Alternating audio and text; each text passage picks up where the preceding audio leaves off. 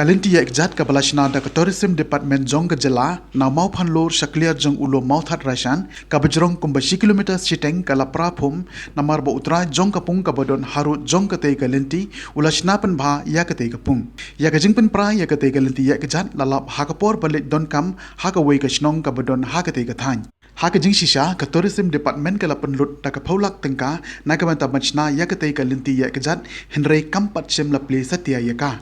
tip la utra jong ka te ka pung ulapan jibit ne em na ka tourism ban pen pra ya ka te ka lynti ya kjat